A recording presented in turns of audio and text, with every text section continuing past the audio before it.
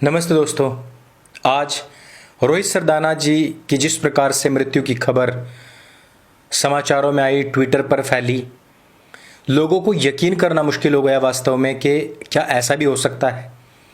हम लोगों ने भी और बहुत सारे समाचार चैनलों ने भी एकदम से खबर नहीं दिखाई। कुछ लोगों ने कहा कि आज तक ने तो खबर अभी तक दिखाई नहीं।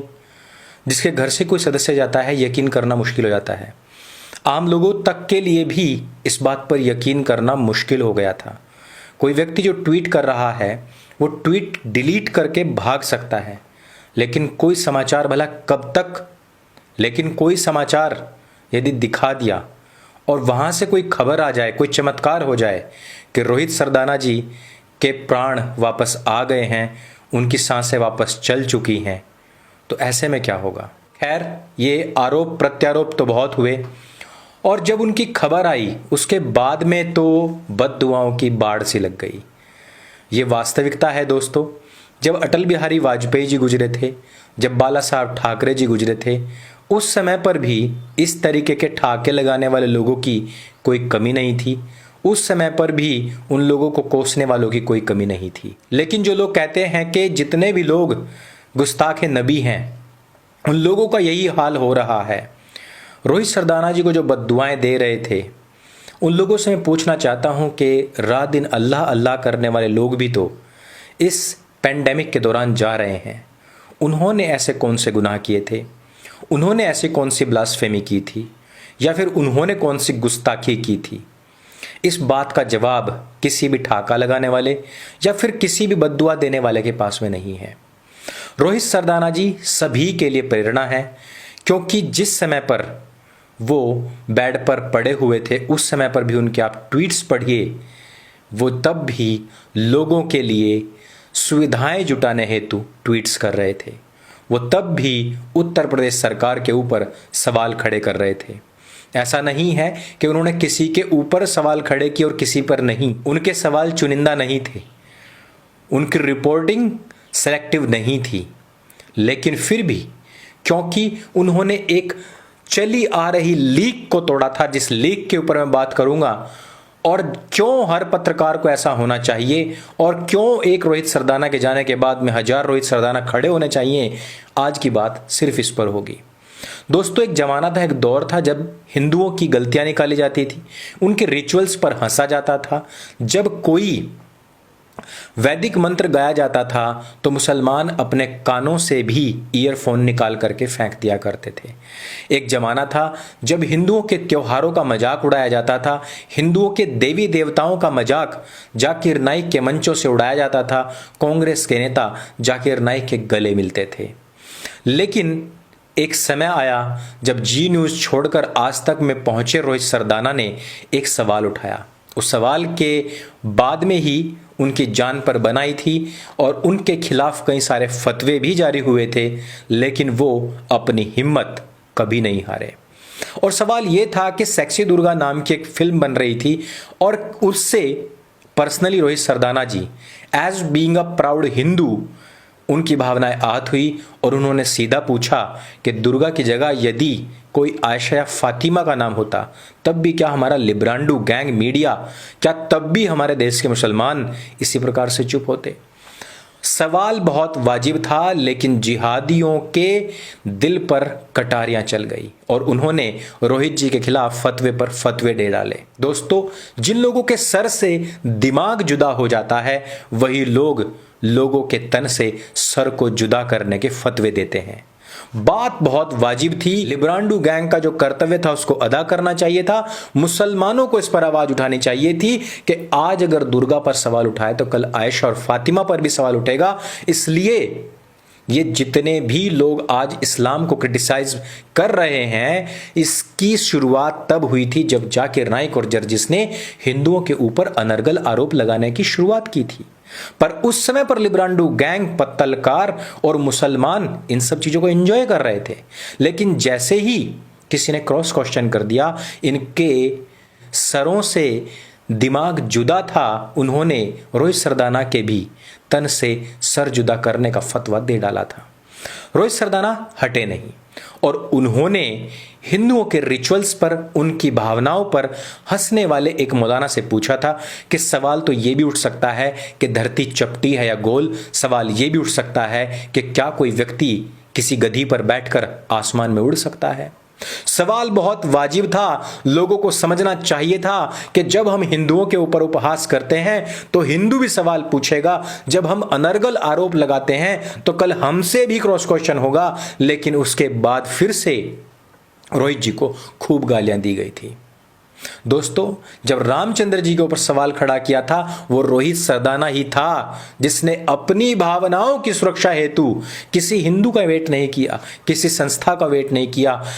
तथा कथित हिंदूवादी राष्ट्रवादी संस्थाएं अपने घरों में बैठी रही। जिस समय पर असउद्दीन ओवैसी समाचार में बैठ करके ये उपहास कर रहा था, उस समय पर रोहित सरदाना ने लाइव टीवी पर असउद्दीन ओवैसी को उसकी औकात याद दिलाई थी। और फिर एक बार से जिहादियों का गैंग रोहित सरदाना के खिलाफ हो गया था। जब किसान आंदोलन में बैठे हुए लोग कह रहे थे कि ये कोई महामारी नहीं, ये कोई बीमारी नहीं, ये षड्यंत्र है सरकार का। आपको भी पता है रोहित जी आज हमारे बीच में नहीं है, ईश्वर की शरण में है। लेकिन आपको भी पता है कि सुपर स्प्रेडर किसान आंदोलन में बैठे हुए लोग ना तो चेहरे पर मास्क ले रहे थे, ना ही सोशल डिस्टेंसिंग का पालन कर रहे थे, बल्कि सरकार को भद्दी और बुरी गालियां दे रहे थे, लाल किला तोड़ रहे थे। और आज वही तथाकथित किसान आंदोलनकर्ता और उनके नेता कह रहे हैं कि सरकार इस आपदा को रोकने में विफल रही है। सुपर स्प्रेडर्स के ऊपर सवाल उठाया तो रोहित सरदाना निशाने पर आ गया।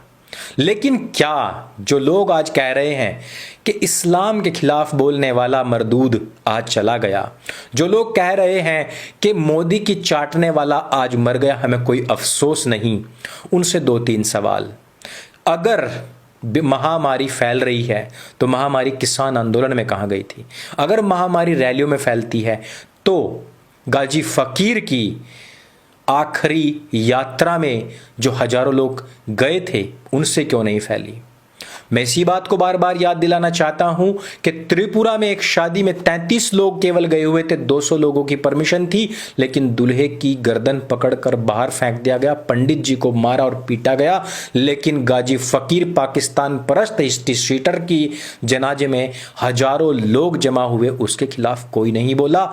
यहां तक कि खुद सीएम राजस्थान खुद क्वारंटीन हो गया और पुलिस के ऊपर सारा आरोप मढ़ करके उन लोगों को सस्पेंड कर दिया।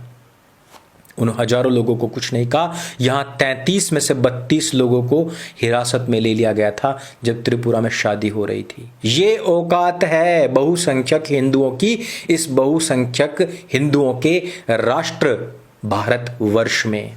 और इस औकात से परेशान एक पत्रकार जब किसी क्रॉस क्वेश्चन को करता था तो जिहादियों की आंखों में, अंध विरोधियों की आंखों में, राष्ट्र विरोधियों की आंखों में वो खटकता था। सच बोलना अगर पाप है तो मैं पापी हूं और मैं हजारों लोग से ये कहता हूं कि रोहित सरदाना जैसा पाप हर व्यक्ति को करना चाहिए। क्योंकि सुनिए, जिस नबी की गुस्ताखी की बात हो रही है वो नबी खुद जहर से तड़प तड़प कर मरा था। और इतिहास ये है कि उसने कहा कि मैं नबी हूं, मैं प्रॉफिट हूं, मैं पैगंबर हूं। लोगों ने कहा कि प्रॉफिट है तो जहर का कोई असर नहीं होगा, और खाते ही वो व्यक्ति तड़प तड़प कर मरा। और यही नहीं, उसकी गुस्ताखी किसने की? जिसने उसको जहर दिया। और वो कौन था? क्या वो आरएसएस का हिंदूवादी व्यक्ति था? क्या वो आर्य समाज का व्यक्ति था? बजरंग दल विश्व हिंदू परिषद का था? क्या वो रोहित सरदाना या फिर सुधीर चौधरी, अंकुर आर्य था? नहीं था, मुसलमान था। मस्जिदों में डाल डालकर मोहम्मद साहब के वंशजों की हत्याएं की गई, छोटे छोटे बच्चों को फांसी पर चढ़ाया गया, किसने टांगा था? मुसलमानों ने। तो सबसे बड़ा गुस्ताखे रसूल कौन हुआ? मोहम्मद के नाम पर, इस्लाम के नाम पर, कुरान के नाम पर आतंकवादी संगठन बनाने वाले लोग अब तक करोड़ों लोगों को मौत के घाट उतार चुके हैं। क्या वो गुस्ताखे रसूल नहीं है? क्या उनसे रसूल का नाम रोशन होता है? सवाल बहुत सारे हैं और ये सवाल खड़े करने वाला एक दमदार पत्रकार था रोहित सरदाना, जो आज हमारे बीच में नहीं रहा। जीवन मृत्यु ईश्वर का खेल है, लेकिन इस पर भी राजनीति करने वाले बाज नहीं आते। लाशों को नोचने वाले कुछ जिहादी जमात के लोग बाज नहीं आते। मैं लास्ट में फिर एक बार पूछना चाहता हूं कि जो मुसलमान रात दिन अल्लाह अल्लाह करते थे, वे जो कोरोना से मरे, उनकी क्या गलती थी? उन्होंने कौन सी गुस्ताखी की थी? दोस्तों, एक बार फिर से पूरे सत्य सनातन परिवार की ओर से हम रोहित सरदाना जी को भावभीनी श्रद्धांजलि देते हैं और ईश्वर से प्रार्थना करते हैं उनकी आत्मा की शांति की।